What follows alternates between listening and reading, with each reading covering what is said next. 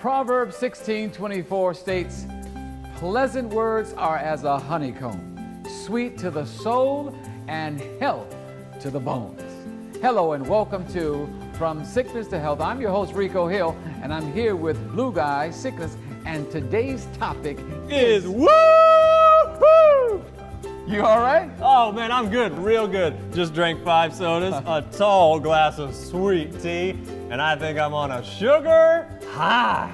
Wow, you know what? That's interesting because today's topic is sugar.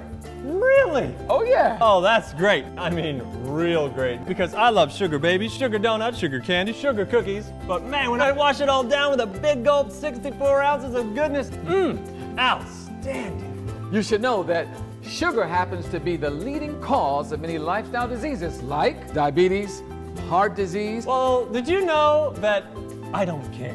Well, as you know, this is a health program where we use biblical principles and we go to the Bible for answers. So sit back and enjoy the program. Wait a minute. Now, why do you think they say your kiss is so sweet? I don't know. Oh, baby, give me some sugar. I'll tell you why. Because sugar is good for you. And you know what? 2 particular kinds of sugar are good for you. Number 1, pure, refined white sugar. Number 2, high fructose corn syrup. Good stuff. Good stuff, huh? Good stuff. Yeah. Good stuff. All right, let's roll the program. Roll it!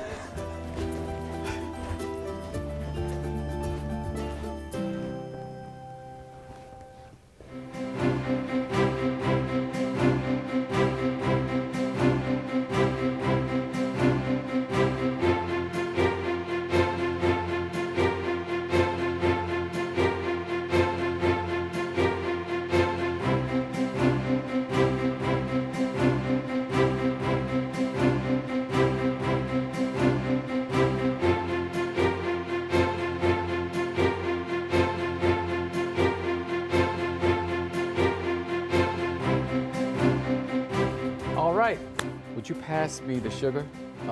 Thank you. Oh, thank you so much for joining us here in the studio From Sickness to Health. I'm your host, Rico Hill, and I'm joined by my good friend, Dr. Milton Mills, who is a critical care physician at the United Medical Center in Washington, D.C., but he's also the Associate Director of Preventive Medicine for the Physicians Committee for Responsible Medicine. So he is a health educator, and we appreciate that on this program. Today we're talking about sugar. You've heard a little bit about this in our segment just before we got started here in the studio. I welcome you here to the program to talk about sugar. I'm passing it back to you. Thank you so much for being here with us, Doc. We're going to talk about sugar diabetes. We're going to talk about how this is affecting our communities, how it's affecting our health. But before we dive into our very serious topic on this subject, let us take a look at what our friend Sickness has to say about this subject. Let's take a look. Here I am, coming out of my favorite supermarket. Got some of my favorite goods here. If it comes in a box, a can, or a bag, it's good for you. Now, some of the brands here are blurred out. The reason for that is to protect their excellent identity that the health nuts don't want you to know about. Here in cereal, we've got 21 grams of sugar in a box of cereal. And one of my favorites in bread, a lot of people don't know there's sugar in bread. And last but not least, no one would ever imagine canned vegetables, sugar in a can. An excellent idea. Back to you, Rico. Well, sugar is in everything, isn't it? Yes, it is. But here's the big question for us. Is it the culprit? Is it responsible for this thing which we've termed sugar diabetes? Not necessarily, and not in and of itself. It certainly plays a role. Okay. And but it is not the primary cause of the diabetes epidemic that we're seeing in the country today. And it is an epidemic because they're saying that by the year 2020, something like half of us would be type 2 diabetic. Absolutely. And that is for the population in general. The levels and prevalence of diabetes is actually much worse in communities of color.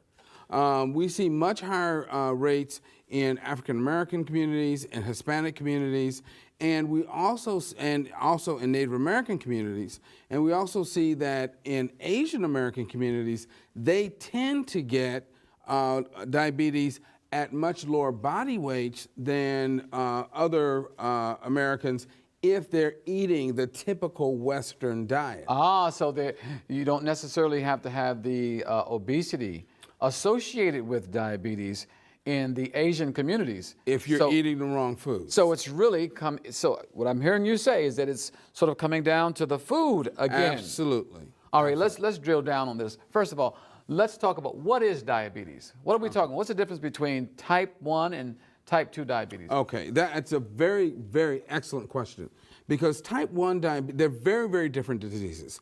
They used to be called juvenile onset. Type 1 used to be referred to as juvenile onset diabetes, and type 2 used to be referred to as adult onset diabetes. Type 1 diabetes is an autoimmune disease. And what that means is that's a disease where the body's immune system attacks and destroys the cells in our pancreas that actually make insulin. Is that the beta cells? The beta cells, exactly. And the beta cells make insulin, and insulin is the hormone that tells all of the cells in the body to take up blood sugar to keep the blood sugar level within the normal range. Well, if the body destroys all of those beta cells, then there is no insulin in the body. The blood sugar level goes completely out of control, but more importantly, the body is unable to metabolize glucose, and that becomes a life-threatening condition. That's type 1 diabetes. That's type 1 diabetes. So this is where the pancreas is not producing insulin Any insulin whatsoever. at all. Okay. And just to make a very important point, that can also be related to diet in this way. Studies have shown that if children are introduced to cow's milk before they are a year old, it will markedly, or significantly, I should say, increase their risk of going on to develop type 1 diabetes. Cow's milk. We're talking about the milk that many of us drink and give to our children at a very young age. Absolutely. Cow's milk in the store. So the American Academy of Pediatrics recommends that children not be introduced to cow's milk until they are more than 1 year of age.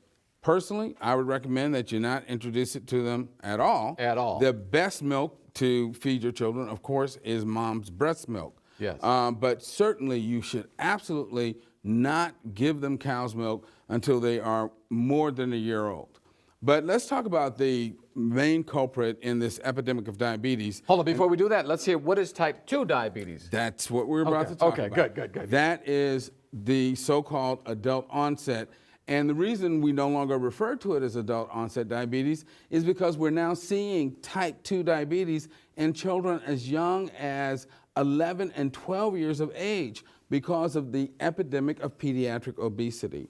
And type 2 diabetes is related to something called insulin resistance. Insulin resistance. Right. Okay. And remember, in type 1 diabetes, the body is not making any insulin.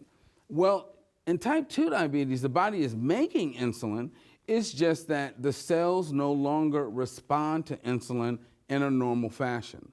So the way I explain it to my patients, I tell them it's like the body becomes partially deaf to insulin. So what happens is, just like when we become deaf, people try to make us hear them in a couple of different ways. One, they try to shout at us or speak louder. So one of the things that the pancreas does is it starts to pump out more and more insulin. So the amount of insulin in our body tends to go up, and we end up with very high insulin levels. That tends to make people gain weight. It tends to make them accumulate fat. It can also raise your risk for a number of inflammatory conditions. And over time, it doesn't work as well. So let me just make sure I'm clear. So the first way that the body or the pancreas may respond in this sort of deaf analogy that you're using is it will begin to speak louder. It's Right. going to make an extra added effort to try to communicate. Right. But hold on, I want to hear the other ways that that may happen. But let's take a look at a video, a news clip that may give us some insight that may corroborate what we're saying, because we like to hear Sure. from them as well. So let's take a look.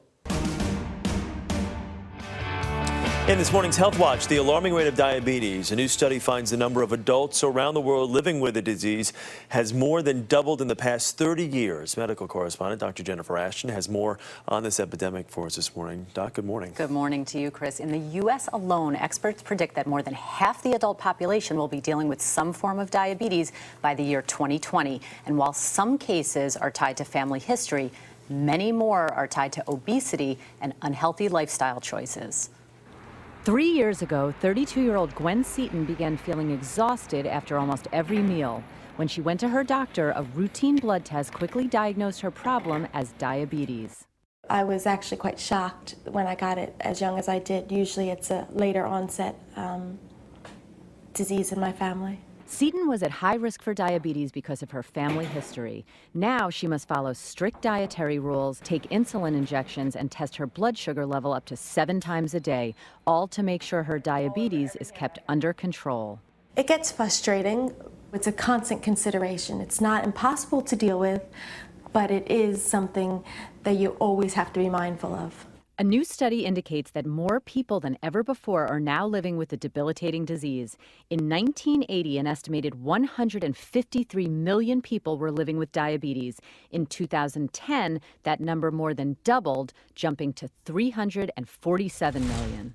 You know, doctor, I really feel for this woman, because you see that she has to check her blood sugar 7 times a day. Right. That's pricking herself 7 times a day. This is not a pleasant experience, is it? No, it's not. And I would even add that she is not your typical profile for someone who is type 2 diabetic. Now, in that little clip we saw, they said it's because of her family genetics. Right, right. Absolutely, that it's very clear that certain people have a genetic predisposition to type 2 diabetes. Now, does that mean that if several family members of yours have a history of diabetes that you are bound to get it? No. Depending on the lifestyle choices you make, you can make choices that will make it less likely that you will go on to develop diabetes. Something we always say on this program, we say, you know, genetics loads the gun, but your lifestyle pulls the trigger. And I think that they have a science now that's called epigenetics. Sure. How the genes will express themselves is how you basically live your lifestyle. And we heard some of that in that clip. Right. But before we went over to the clip, you were breaking down that the pancreas and the insulin will begin to, or the pancreas will release the insulin, but it will be shouting, trying to get to communicate to the cells. Sure. But you had some other ones, and I had to cut you off. Well, let me just give you one quick little analogy that I always give to my patients, because I hear this a lot. They say, well, you know, my grandmother had diabetes, my parents have it, my brother has it, I'm going to get it. And I tell them, you know what? Having lungs means that you are genetically predisposed to drowning, but only if you get into water over your head. And likewise, you may have a genetic predisposition to diabetes, but only if you are in a high-risk environment, by which I mean if you're eating the type of diet that will predispose you to developing that diabetes. And what are those risk factors? It's a diet that's high in fat, low in fiber, high in animal protein, and processed carbohydrates. And we can talk about what those things are. There are other factors that play a role: smoking, a lack of exercise, and of course, gaining excess weight. Okay, so and you have some. I want you to walk us through. We have some slides and things like that that we're going to talk about. But I wanted to. I was really caught up on the first way it's going to do it is going to yell to the cells, open up so that we can insert some glucose. What other ways will the insulin try to communicate to the cells? Well, I mean, basically what happens is the pancreas continues to pump out more and more insulin, but eventually that simply becomes ineffective. The cells become so resistant to that insulin, it just stops working effectively. And then at that point, the person's blood sugar rises out of the normal range, and they have frank diabetes. And so that's the point at which people begin to notice that they are thirsty a lot, that they are excessive peeing urination. a lot. Exactly. Yeah. And that they may Excessive have hunger. Right, or infections or wounds that won't heal, and they go to the doctor, or like the lady in the clip, she's tired all the time. They go to the doctor, they measure their blood sugar, and they find, oh my goodness, my blood sugar's 300. And they're diagnosed with diabetes, and they have to go on medication. And if the diabetes is mild, they may go on oral medications, which will stimulate the pancreas to release even more insulin, which will bring the blood sugar down. But if nothing is done to change the diet and lifestyle, that's eventually going to become ineffective in and of itself. And then what do they have to do? Well, then they will, again, if they don't change their diet and lifestyle, they're eventually going to end up injecting insulin, because it becomes kind of a vicious cycle. Because the problem is that they're not treating the underlying disease, which is the lifestyle that is creating the insulin resistance. Okay, now right here, you're listening at home and you're saying, wait a minute, that's me. I'm either taking the oral medication or I'm taking the daily injections of insulin. And I'm trying to regulate, but it's not getting any better. Is this thing reversible? Now, we started out the program sort of tongue-in-cheek with the passing of some sugar, because most people believe that, if my issue is due to not anything other than I've had a lot of pies, I've had a lot of cookies and cakes and things that are just replete with sugar, but that's really not the whole truth, is it? No, it is not. We want to really give people the practical understanding of what's really behind this culprit. What's really happening here when people are having to regulate their blood sugar with all these medications that really don't help them ultimately, don't reverse the disease. Let's share that with the audience. Okay. Well, let's just focus in on African Americans. Okay. If you look at the prevalence of diabetes and prediabetes in the African American communities, African American community, it is very, very high. Yeah. But if you actually look at the prevalence in West Africa, it's very, very low. The genetic background of those populations is the same, because we know African Americans were drawn from West Africa. Sure. What's different? It's the diet. Traditional West African diets are low in fat, they're plant-based, they contain no dairy, and very small amounts of meat. Let's break that down for people. So we're talking about it's low fat, so there's not a lot of animal saturated fat, flesh foods. Correct. It's plant-based, so we're talking about Very high in fiber. come Lots of grains, lots of beans green and- leafy vegetables, lots of beans. Yes, absolutely. and fruits and things like fruits and vegetables. Okay. Yes, and no dairy foods. So, and when we say dairy, we're talking about milk. We're Right. talking about cheese. Cheese, We're talking about even the beloved ice cream, right? Yes, absolutely. Butter, all those things come under the dairy category. Continue. Yes, and as I said, low in meat. They don't eat a lot of beef and pork and chicken, and they have very small amounts of meat. If they do eat some, it's very. It's not the small, main staple. Exactly, they're small amounts. They're eating primarily the beans, the grains, and the green leafy plant foods, or root vegetables like yams and so forth. Okay. And as a result, very low rates of diabetes. But when they move to, say, Europe or America, transfer to America, adopt a more Western style lifestyle, their rates of diabetes climb and become equal to ours. okay, so that tells me it's the food that they are consuming once they come here. Right, it's not the genetics. Doc, a lot of people don't know that it's more than genetics. So, and clearly this is demonstrated in what people are saying. And we always like to hear what they're saying. So let's take a look real quick before we bring in some graphs and some slides that really prove this point. Let's hear what Sickness found out on the streets. Sure. I'm here with Damien today in this awfully sunny place. And my friend Damien here, I want to ask you some questions. What do you think of sugar? It's bad for you. Don't you think sugar would be insulted right now? Totally. Stevie, what do you think of sugar? It's yummy. It's yummy. Boy, these are words I like to hear. What types of ways do you like to eat your sugar? On toast, on anything, really. I love these people. Now, you notice that accent. It's from Australia, right? Oh, man, how do you feel after you eat sugar? Shaky. Shaky, like in a good way, right? Yeah. Yeah. Lots of energy. Yeah. Just want to tackle the day with all that energy. Yeah. Oh, man, I love these people from down under. Lots of sugar, lots of love. You don't eat But any sugar? I do. It depends if it's organic or not. Organic. Oh, man, you sound like those vegetarians. What do you think of sugar? Gotta have it. Gotta have it. I already like this one. I love it. Love it? Love it. Would you say you love it too? Yeah. We love sugar! How do you like to eat your sugar? I like to eat it with coffee on my cereal in the morning. These refined people love sugar. Need I say more? Back to you, Rico. Anybody know of a place to get a donut? Down the street. Down the street.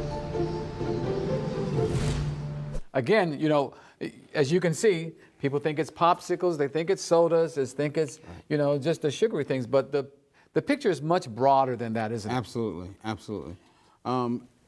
It's more than just refined sugars and carbohydrates. One of the biggest factors is dietary fat, as this slide here shows. Let's take a look at that. This is a slide showing 3 different blood sugar profiles in one subject as a result of 3 diets with differing levels of fat. The red is a high-fat diet, the yellow is an intermediate-fat diet, and the green is a low-fat diet. And in the red, you have high-fat, low-carb. In the green, you have high-carb, low-fat. And what you see is that on the high-fat diet, you have very poor blood sugar control. The blood sugar spikes to extremely high levels, stays high for an extended period of time, and then slowly comes down. Whereas on the high-carb, low-fat diet, you have a much more favorable blood sugar profile where the blood sugar level rises only to a modest degree and then stays in a relatively constant range for an extended period of time. And that's exactly what you want, because when you eat a meal, you want that energy level to come into your body in a controlled fashion so you have the energy to exercise and do your activities of daily living. Sure, yeah. And do what you need to do. So what we know is that dietary fat interferes with the ability of insulin to do its job. And that's one of the primary problems with the Western diet. It's extremely high in fat, and that's what causes a lot of insulin resistance. But other factors that contribute to insulin resistance are not only the amount of fat that we eat, but animal protein. Animal protein increases insulin resistance. So the more animal protein you eat, and that could be beef, chicken, pork, shellfish, you name it, that's going to also increase your insulin resistance. Why does I say I want to understand that? I want our audience to understand that insulin resistance. Are we talking about the amount of fat? I've heard it referred to as like bathing the cells in fat, coating the outside of the cell to the extent that the receptors to receive that insulin that unlocks the cell to put in the glucose, it's bathed in a fat and grease, or is it fat that's on the inside, or is it both?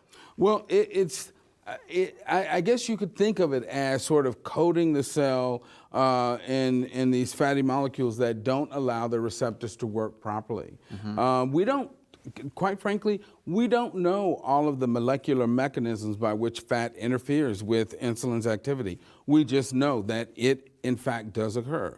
We don't know all of the precise molecular mechanisms by which animal protein interferes with insulin's activity, but we know that it occurs. We know that when people switch from animal proteins to plant proteins, their blood sugar profiles improve dramatically. Other factors that improve decrease insulin resistance are eliminating dairy foods from the diet, stopping smoking, and also, of course, increasing the amount of fiber in the diet. And fiber actually does this in a number of ways. One, it increases satiety so that you tend to eat less. You feel full. Right, you feel full. Delays the emptying of the stomach so that food is released into the small intestine in a more controlled fashion. But the other thing is that when the fiber gets to your large intestine, it's broken down by the bacteria into compounds called short-chain fatty acids that go to the liver and stop the liver from making glucose. Whoa, whoa, whoa. So someone's watching and they're saying, I'm a type 2 diabetic. Yes. Okay, I've heard all the information. It sounds great. But what I want to know is, can I reverse it? Yeah. Can I get off this medication? Now, we don't suggest anybody get off any kind of medication without the consulting your physician. But people are wondering, can I turn this around, and how long would it take? Yes. Real quick, because we're running out of time. And Sure. There is no question that you can reverse diabetes. I've done it with my patients.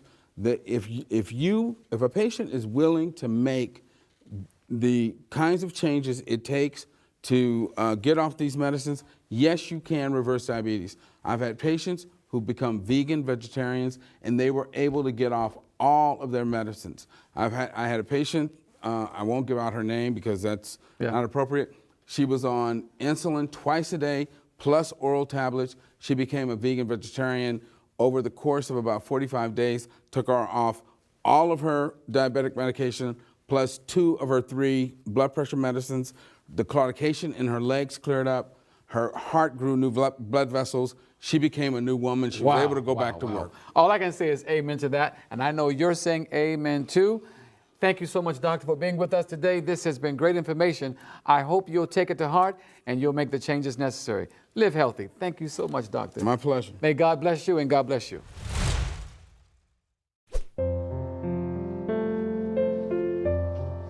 Look, who doesn't love sugar? I still love my sweets. You don't believe me? You try to take my cookies from me, you'll see. All I'm saying is, in this show, we have learned that there are healthier alternatives, healthier sugars that you can use. White refined sugar is toxic to the system and lead to lifestyle diseases like diabetes, cancer, and heart disease. So, Cut! Look, I've had enough. I'm gonna let you in on a little secret. Sugar is an amazing source of sickness. yeah. It's because it tastes so good on everything. So you know what? Good luck getting people to stop using it. Well, guess what? We don't want to stop anybody from enjoying their sweets. That's why we began this program with a biblical principle that states that the honeycomb is sweet to the soul. That's a sugar. Yeah, okay. So you enjoy your sweets. All we're saying is enjoy them in a healthier way. That's our program today. I'm Rico Hill, your host, and this is Sickness, the Blue Guy. And as always, I'd like to just say to you, 3 John 2 says, Beloved, I wish above all things that thou mayest prosper and be in health. Stay healthy. Maranatha.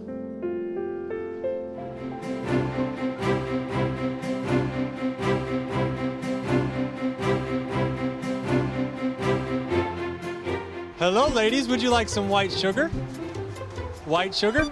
Oh, okay. Want some white sugar? White sugar? Hi, ma'am. Would you like some white sugar? Sugar? Why are you passing out sugar? Because everyone... I have diabetes. My mom has diabetes. Why would you... Hey, come back here. I'm gonna get you. Hey,